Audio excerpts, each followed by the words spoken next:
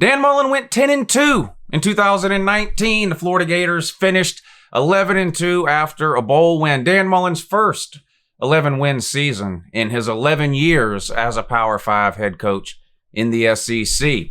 Can Dan Mullen and the Florida Gators take the next step in 2020? Can they beat Florida? Can they get over the hump and win the SEC East? We're going to try to find out those things in today's video when I give you a preview and a game-by-game prediction for the 2020 Florida Gators.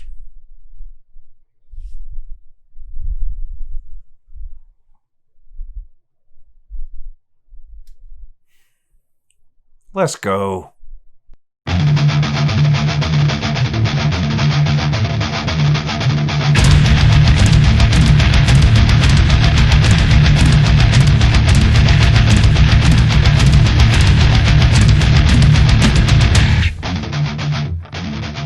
Hey, good morning. It's Uncle Lou here. Yeah, that's right. It's me, Uncle Lou, and I'm live for you on YouTube today. So thanks for watching. Really appreciate it also. And in addition to that as well, hey, subscribe to this channel if you're not already. Did you know that I post college football videos almost every single day of the year? Yeah, it's true. And guess what? Some of them are even watchable. That's right. You can let me know in the comments of this video whether you consider this one to be watchable or not. That determination, as usual, is left up to you, the viewer. But we are previewing the 2020 Florida Gators today. This is an entire series of videos that I do every offseason where I go through 50, 60, 70 teams, as many as I can fit in really before the start of the season.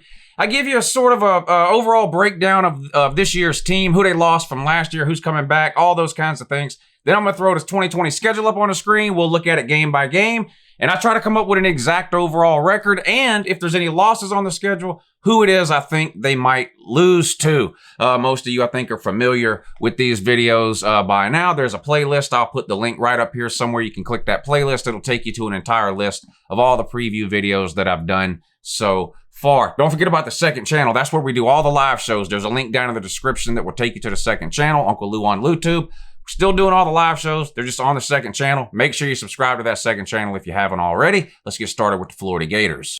All right, I got my copious notes here ready to roll. Now, as mentioned at the top, Florida did go 10-2 in the regular season in 2019, a one-game improvement over what Dan Mullen did his first year at Gainesville in 2018 when they went 9-3. Finished third in the SEC East his first year after a disappointing loss to Kentucky. They sort of lost a tiebreaker there and finished third. Moved up to second last year in his second year at Kentucky, his 11th year overall within the SEC. They did beat Virginia in the Orange Bowl. So back-to-back New Year's Six Bowls for Dan Mullen at Florida. Gets a win last year over Virginia in the Orange Bowl, a one-score game. Some people, I think, thought it would be a little more one-sided. Nevertheless, Florida did get the win, so let's give credit where credit is due. I mentioned the year before they went 10-3 after beating Michigan. So 10-3 overall record his first year, 11-2 his first 11-win season after last year, right? Back-to-back top 10 finishes, looking to improve. Florida, of course, has lost to Georgia 3 years in a row, and Dan Mullen, even though he's only been at Florida for 2 years, has also lost to Georgia 3 years in a row, losing his last year at Mississippi State on the road in Athens. Looking to get over that hump this year, beat Georgia, win the East. That's the goal if you're a Florida fan. Now, obviously, once you do that, then you want to win the SEC and maybe find a way into the playoffs. But first things first for Florida, finding a way to get over the hump, right, against UGA and trying to win the division. You have to go back to, 2016, I think was the last time they won the division. They won it in 2016, they won it in 2015, and they won it in 2009. They haven't won the SEC in over 12 years now, last accomplishing that, I believe, in 2008. Right? Yeah, right. Recruiting. How's Florida done on the recruiting trail? Not great. Good, but not great. I'm going to look at the last 4 years. That's sort of a general makeup of what you're talking about when you look at this year's team, right? It's going to comprise mostly players from the last 4 recruiting classes. So the rankings for those, last one, 2020, finished 9th overall. Now that's good. 9th overall, a top 10 recruiting class nationally. That's good. In fact, that could be considered great. The good of it is that was 6th within the SEC. SEC loaded in terms of recruiting. Florida was 9th nationally, but that was only good for 6th in the SEC. Similar story the year before in 2019. 9th nationally again. That's great. 5th in the SEC, though. 2018, 14th nationally, 4th in the SEC. 2017, 11th nationally, 5th in the SEC. So 4 top 15 classes in a row, 2 top 10 classes in a row. But the highest you've been within the SEC has been 4th. 5th 2 years, and then 6th. So recruiting overall, I would say good, not great. You're in the state of Florida, surrounded by talent. You'd like to see yourselves be ranked a little bit higher within the SEC. The 9th overall, I think, is okay. 5th and 6th in the SEC, we'll see. Quarterbacks, Dan Mullen's supposed to be a quarterback genius, quarterback guru, and he has worked with some talented quarterbacks going back to Tim Tebow in his days at Florida when Mullen, of course, was the offensive coordinator there. Dak Prescott at Mississippi State. I believe he also worked with Alex Smith at Utah. Those sort of the 3 big, well-known QBs that Dan Mullen has worked with over the years. When he got to Florida, of course, he had basically Felipe Franks and Kyle Trask, right? Signed Emory Jones his first year. Didn't work out with Felipe Franks. He was injured last year. He's since transferred to Arkansas. Kyle Trask takes over last year. Has a pretty good year. A really good year, actually. We're going to talk more about what Kyle Trask did last year here in just a minute. But recruiting-wise, they haven't really hit a home run yet recruiting-wise, especially in terms of quarterback. They did sign, like I mentioned, Emory Jones. He hasn't played very much. He did play some last year. It looked okay at times, but really they're just sort of sticking him in for almost like gimmick-type situations. They've signed Jalen Jones. They've signed Anthony Richardson. Jalen Jones, I believe, transferred out. You signed him in 2019. He transferred out before spring practice even started, so he didn't last long. I think that's the one. And then you got Anthony Richardson in this last class, 4-star, a dual threat guy. So we'll see what he can do for you there. But hard to look at a quarterback at Florida that Dan Mullen has signed and go, that's definitely going to be the guy, right? There's no Bryce Young like coming to Alabama. There's no Brock Vandergrift. There's no whoever else you want to name. There's no real super elite QB prospect that Dan Mullen has been able to sign yet in recruiting. We'll see. This is Kyle Trask last year. So next year it's going to have to be Emory Jones, Anthony Richardson, one of these new guys that they're bringing along. We'll see. But that's for next year's video. It will be Kyle Trask this year. Let's talk about Florida's offense, what they lost, what's coming back, what it might look like in 2020. We'll start with Kyle Trask. One of the best stories in all of college football last year, in my opinion, Kyle Trask, right? Felipe Franks gets to start for Florida last year. They go on the road to Kentucky. He suffers a terrible injury towards the end of the, I believe, 3rd quarter or start of the 4th quarter of that game in which Florida was trailing by, I believe, 2 touchdowns. Kyle Trask comes in. Now, Kyle Trask is a kid, scholarship quarterback at Florida. I think he was a junior last year. Had not started a game since his, I believe, his 8th grade year, 8th or 9th grade year. He was stuck on the depth chart in high school, got a scholarship due to his performance at camps. Been at Florida, had basically no playing time, some mop-up duty leading up to that point. He gets brought in that game against Kentucky, plays great, and leads Florida back to what ended up being a huge win for them on the road in Kentucky. Really a season-saving win, I think, in my opinion, for Florida. It was a win they needed after losing to Kentucky the year before. Can you imagine the heat Dan Mullen would have taken had he lost to Kentucky 2 years in a row? So that ended up being a huge win for Florida, provided some momentum, and I think some confidence for Kyle Trask that propelled him on through the rest of the season. How'd he do throughout the rest of the season? Well, 25 touchdowns. Now, that number might not blow you away when we're used to hearing about these Oklahoma QBs and even Tua at Alabama and Fields last year with almost 50 touchdowns at Ohio State and some of these Heisman QBs putting up ridiculous numbers. But 25 touchdowns for Franks last year was good enough to give him the most touchdowns by any quarterback at Florida in a year since Tim Tebow 12 years ago. So hard to understate or underestimate how good of a season Kyle Trask actually had last year. He'll be back this year. He's clearly the guy. My only question about Florida's quarterback situation for this year is how much more of Emory Jones will we see this year? We all know Trask is going to get the start, but Dan Mullen, as we've seen in the past, is not against playing 2 QBs. Will it be goal line situations like he sort of used Tebow in the beginning of Tebow's career? How's it going to work with Kyle Trask and getting him integrated into the game? Not Kyle Trask, Emory Jones, integrated into the game without taking away from the rhythm and momentum that you're getting from Kyle Trask. That's the tricky part with any type of QB rotation. Dan Mullen has experience with that. We'll see how he handles it this year. Now, the running back situation, this has been a struggle for Florida the last couple of years. Most of it, I think, has been an offensive line issue. I also think that they haven't truly had an elite running back. they've had some good ones. And I liked I think it was LaMichael Pirine. I liked him last year. He's gone. You get Dameon Pierce back, 5'10", 207 pounds, sort of a between the tackle guy, but he can run. I mean, he's like a bowling ball, but this guy can run, breakaway speed. But he's short and stocky. So he's the type of guy that you can run into the middle of that line of scrimmage 10 or 15 times a game and still give him the ball on the outside a few times too and let him try to break one for a big gain. He's got ridiculous speed for his size. You got Malik Davis, sort of a third down back, right? He maybe can give you what you're going to be missing from Pirine in terms of pass catching ability out of the backfield. And then it's kind of a wild card, Lorenzo Lingard. Probably definitely the highest rated recruit on Florida's roster in terms of running backs. He was a 5-star, enrolled at Miami, had some injury issues, didn't play last year, entered the transfer portal, and is now landed at Florida and is eligible to play this year. How much will he play?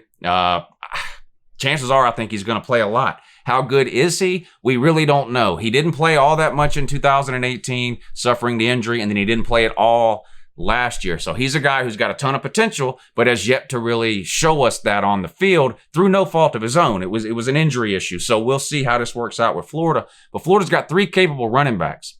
It's all going to hinge on that offensive line, which has not been a strong suit for Florida the last few years. They were 13th in the SEC in rushing last year. And like I said, I don't think LaMichael Pirine especially is a terrible running back. I think he's pretty good, but he was stuck behind a really bad line.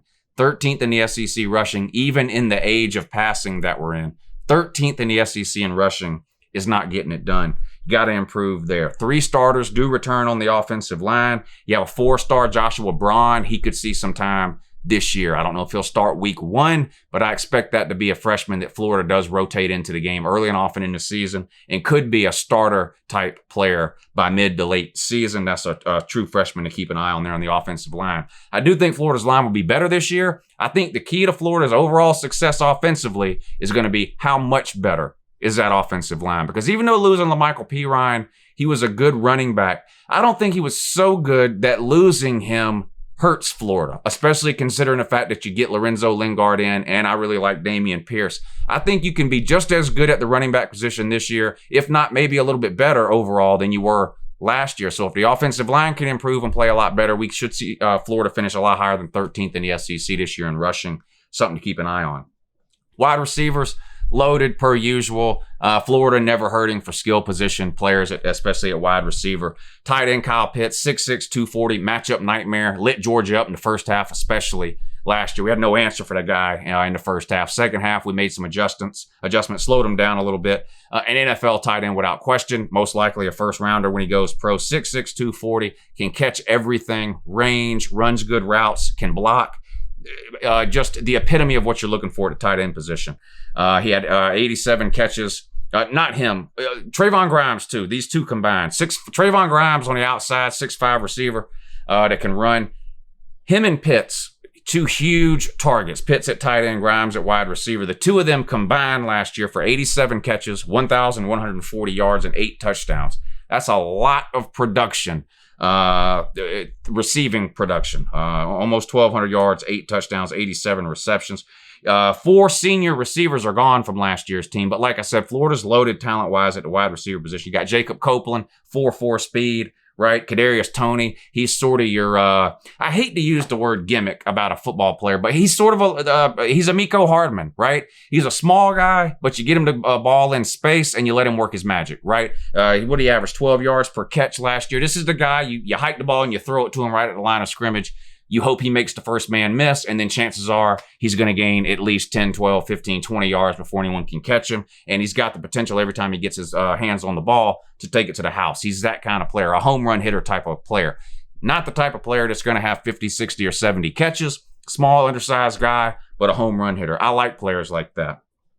So Florida fans are very familiar with him. So Florida not hurting at the wide receiver position. I really think the key is going to come down to offensive line. Now defense. Florida's defense been pretty good last year. Now I personally have some issues with Todd Grantham dating back to his days at UGA. Todd Grantham, as good as he is, and for all the areas that he excels in, he does have some weaknesses, and those weaknesses are known by every other team that plays him. Third downs is Todd Grantham's weakness. Todd Grantham has never seen an offensive formation or a down and distance that he didn't want to blitz against. And that does end up biting him a lot of times. But let's look at Florida's defense. Great on the edge last year, right? Kind of soft up the middle.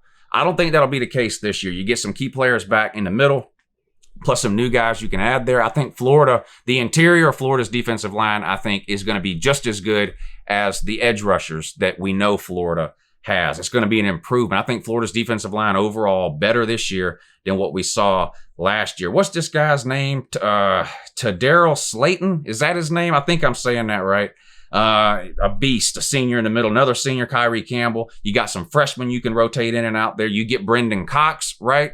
Comes in from Georgia. Brendan Cox, a 5-star outside linebacker, defensive end, edge rusher, whatever you want to call him, but depending on what formation you're running. 5-star at Georgia. Not lost on the depth chart. He would have played some had he stayed at Georgia. He wouldn't have started, but he would have played. So it's not a thing where I'm saying he's not any good just because he transferred. He's really, really good. He was a 5-star for a reason. Never really able to find his spot on that UGA defense in his first year there. And then early into a training camp, the second year is when he made the decision to transfer out. There was some rumors about some issues he may or may not have had with coaches and things like that, but none of that matters now. He transferred off to Florida, did not get a waiver for last year, but will be able to play this year. And Florida is, as well as Florida has recruited, and we talked about that earlier in the video, 4 top 15 classes in a row. Not a lot of 5-stars on that roster. Brendan Cox is a 5-star. I expect him to probably start for Florida this year and to pick up right where the rest of those elite Florida edge rushers have left off. I think Brendan Cox could have a big year for the Florida Gators. He's going to have to replace, you had the sack leader in the SEC last year, just Greenard, I'm probably saying some of these names wrong, but he led the SEC in sacks last year. He's gone. Brendan Cox, hopefully, if you're a Florida fan, you're looking for Brendan Cox to make up some of those sacks you're missing now that Greenard is, of course, gone. Linebackers, you're not replacing David Reese. I'm just telling you that right now. I don't know if David Reese wasn't quite as good as Roquan Smith, Georgia's middle linebacker a couple of years ago to win the Butkus Award, but he's the same type of player.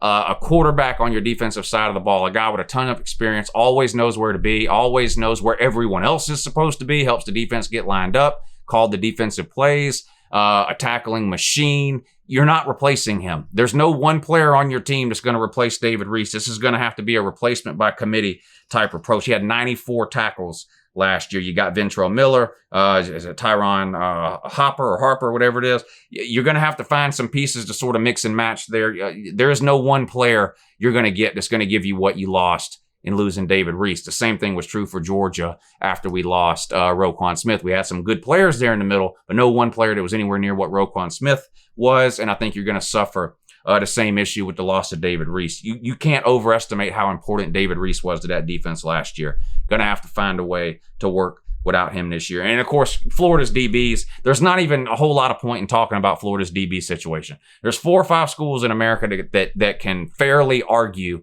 over the title of DBU, and Florida is one of those schools. Florida, every single year, at the worst, is going to have a top 10, top 15 secondary in all of America. They may have the best cornerback duo in all of America this year, and it seems like that's the case, honestly, every year. Them, LSU, Ohio State, maybe it rotates every couple of years or whatever, but whoever plays defensive back for Florida, you can rest assured they're going to be an elite player. They're not hurting for talent in the defensive secondary.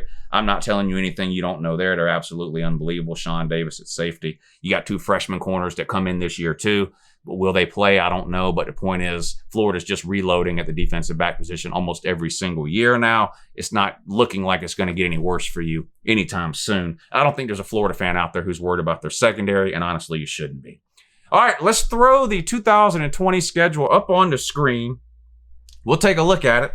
We're going to go through it game by game. I'm going to give you a win or a loss for each game on this schedule, and we're going to try to figure out what will Florida's overall record be at the end of the 2020 season. This is regular season now. We don't know what bowls or anything like that, so this is just a regular season thing that we do here. But let's see what it's looking like. Now, here we go again, a non-conference schedule without playing a Power 5 team on the road outside of the state of Florida. I'm not talking about a neutral game, so forget that game you played against Michigan in Texas and forget any bowl games that you've played. You haven't played a regular season game against a Power 5 team on the road outside the state of Florida since 1991. And you took a beating to Syracuse when you did. Maybe that's why you haven't done it since then. But it's absolutely ridiculous for Florida to have gone almost 30 years now without playing a single Power 5 team on the road out of conference. It's just insane. Now that's getting fixed. A few years in the future, they've got some home and home series scheduled, but how they went that long without doing it is just an embarrassment. But you start this year at home with something called Eastern Washington, an easy win there. We'll get a look at a lot of Florida's young players. We'll probably get a look at 2 or 3 different quarterbacks in that game. It's going to be a runaway blowout type game. Week 2, and this has sort of become customary now, Florida versus Kentucky. This year you get them in the swamp. At home, you host the Wildcats.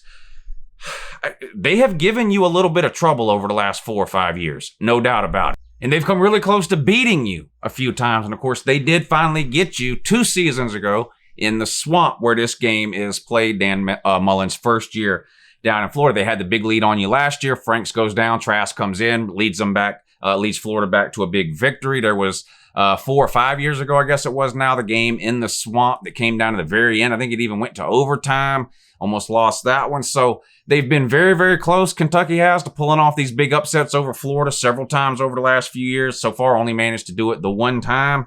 I don't see it happening this year either. I think Florida handles Kentucky at home, starts off 2-0, 1-0 in the SEC. Week 3, your second of 4 non-con games, you host South Alabama.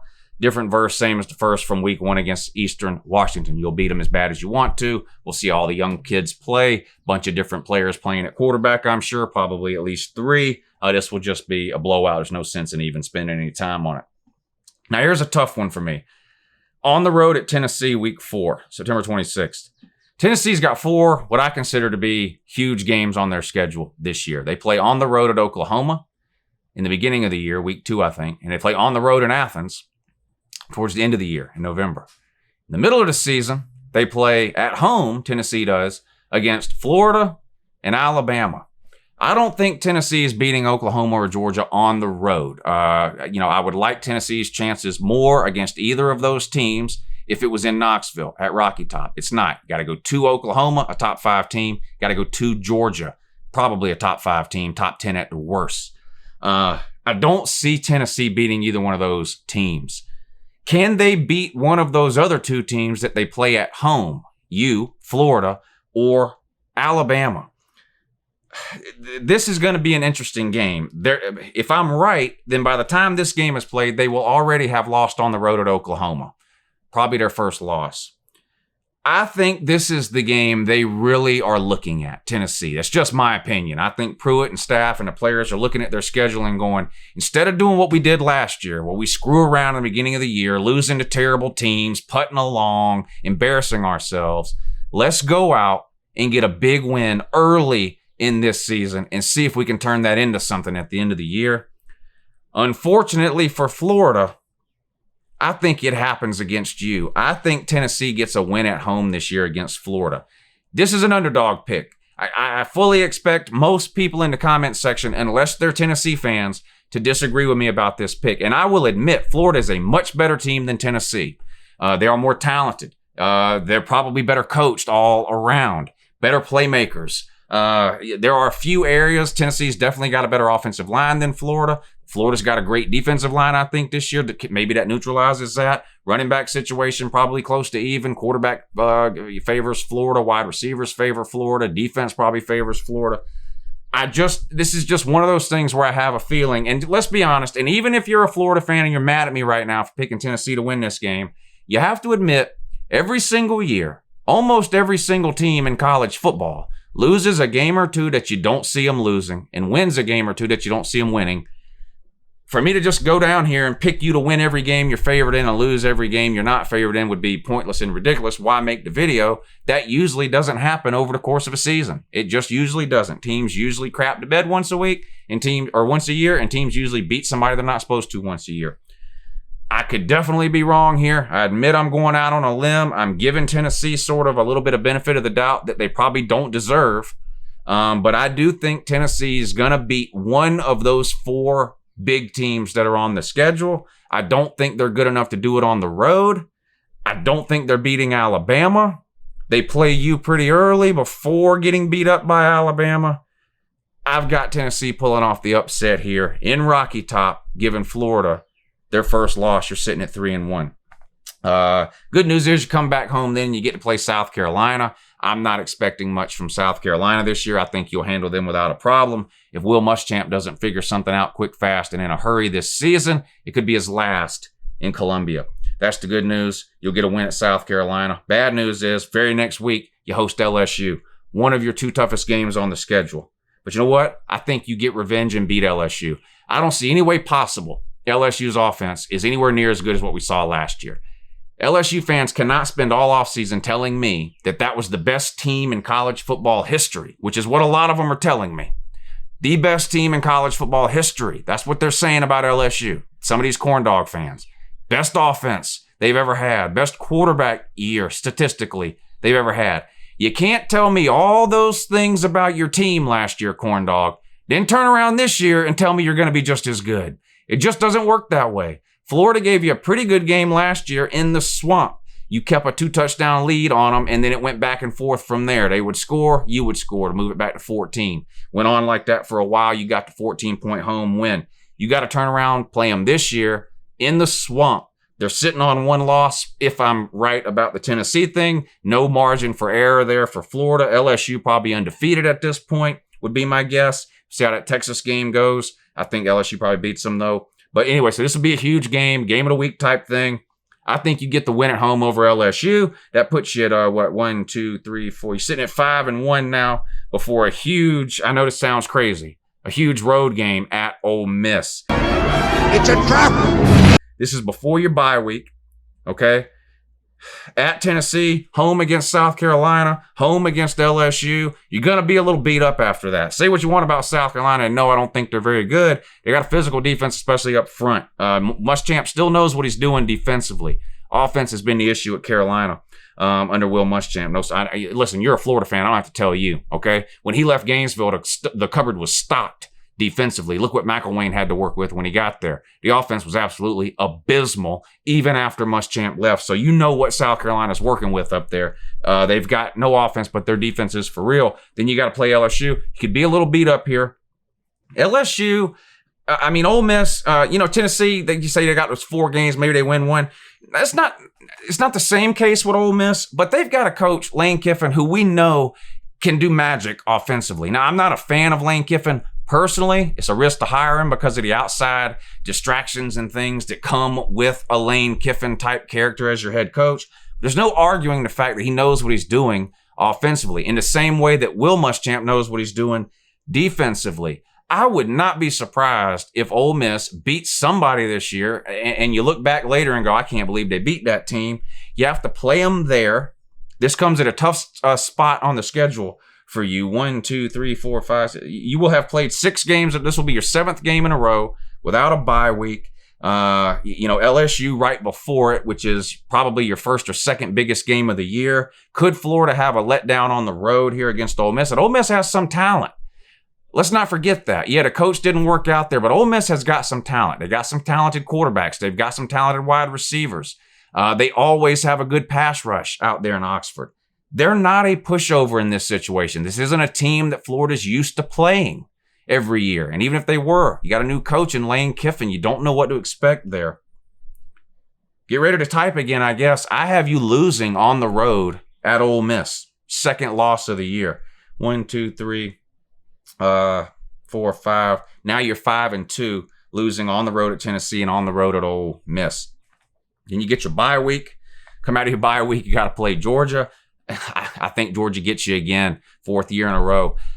I look at the recruiting, and as well as Florida has recruited, I mentioned 4th, 5th, 6th in the SEC, though. Georgia, 1st or 2nd in the SEC almost every single year for the last 4 years. They've got better players. There are certain position groups and certain players at Florida that are better than certain players or certain position groups at Georgia. Dan Mullen is yet to beat Kirby Smart, losing 3 straight years in a row.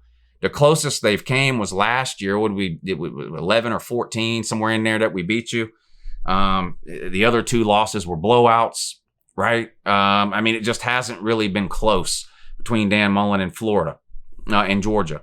With that being said, I do think this will be the closest. I think this is going to be a great game. I think this is going to be a 1-score game, a 1-possession game. I don't think Georgia's going to come out here and blow Florida out. And Georgia could 100% lose this game. Listen, you could beat Tennessee. You could beat Ole Miss. You could beat Georgia. Without question, you're good enough to beat any of those three teams. This is going to come off like I'm knocking on Florida. I'm not. I think Florida's a legitimate top 10 team, top 10 talent, top 10 coaching staff.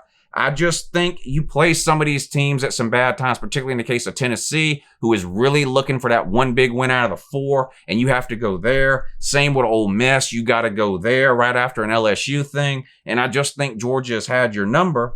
I think they get you again, although this will be the closest Georgia-Florida cocktail party that we've seen in the last few years. I think Georgia finds a way to pull it out and get the win, your third loss of the season. Then you go on the road and play Vandy. You'll get a win there. You come back home and play Mizzou. Mizzou's given you a little bit of trouble the last couple of years, a time or two. They beat you 2 seasons ago. I don't see it happening this year. They're working in some new quarterbacks up there. They got some other issues that are going on that I'm not going to get into with some marching type stuff that they're doing, but that they sort of are known for that there. But I think you're going to get a win there. Then you get back-to-back non-con games to close out your season. New Mexico State at home, win on the road at FSU. No, I'm just kidding. You're going to beat FSU. Listen, addition by subtraction for FSU, though, getting rid of Taggart immediately makes Florida State better. Bring Mike Norvell in. He is a good coach. Now, just so happens, timing, they got some issues at Florida State, too. I guess their head coach, Mike Norvell, gave an interview to somebody where he claimed that he had contacted every player on his team individually to discuss the George Floyd and the Black Lives Matter and that kind of thing, and made it seem as though, he reached out and was really interested in letting his players know that, I'm with you on this and all that. And it was a great interview. Turns out it was all made up, though. And his own players, Florida State players, immediately took to Twitter calling him a liar, their own head coach.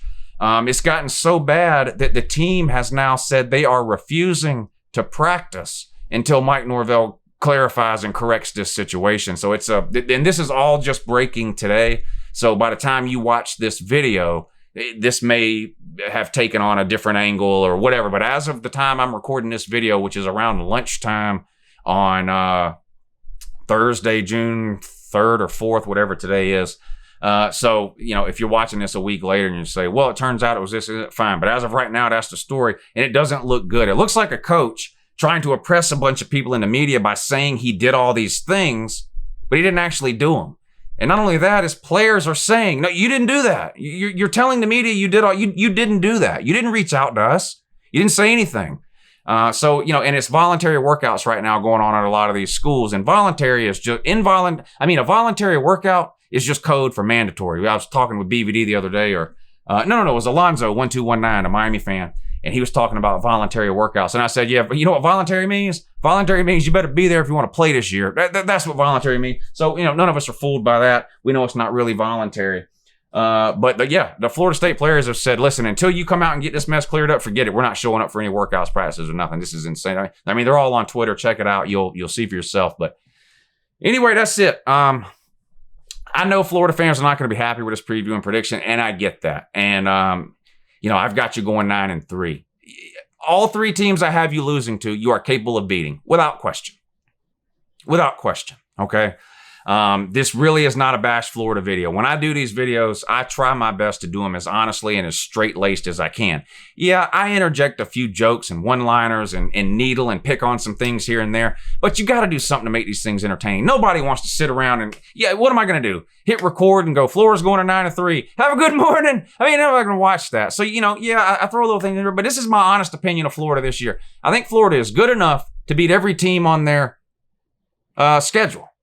But there's a lot of teams who, if everything goes right, are good enough to beat every team on their schedule. Georgia, LSU, Alabama, Auburn. I mean, all these teams are super talented.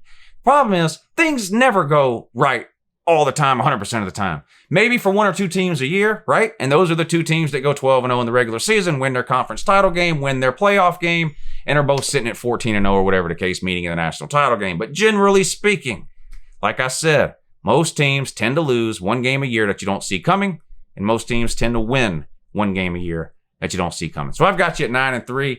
I can see you going as high as 11-1. I'll be honest. It's possible you only lose one of those. I don't think you're going 12-0, but it is possible you go 11-1. It's possible you win the East. I think there's going to be a lot of people that pick Florida to win the East, primarily because they have consistency from last year to this year at the quarterback position, whereas with Georgia, we don't. We've got no quarterbacks on our roster with any experience at UGA. We've got Jamie Newman, who's got some ACC experience at Wake Forest. But outside of that, we've got Dwan Mathis, never taken a snap in college football at all. And we've got Carson Beck, never taken a snap in college football at all. Stetson Bennett, just, forget about that guy. He's not the answer. He's got some experience, but it was only because we literally had no one else to fall back on. But so Florida could 100% beat Georgia. Florida could 100% win the East this year. But this is my honest feelings and prediction on how I think it falls out for Florida this year. I expect to get some heat for this preview in the comment section. That's fine. I've been doing this a long time. I can handle. I'm a big boy. I'm used to it. But that's not a troll job. That's my official prediction for the Florida Gators for 2020, 9-3. I appreciate you guys watching this video. I'll see you again for the next one. And have a good morning.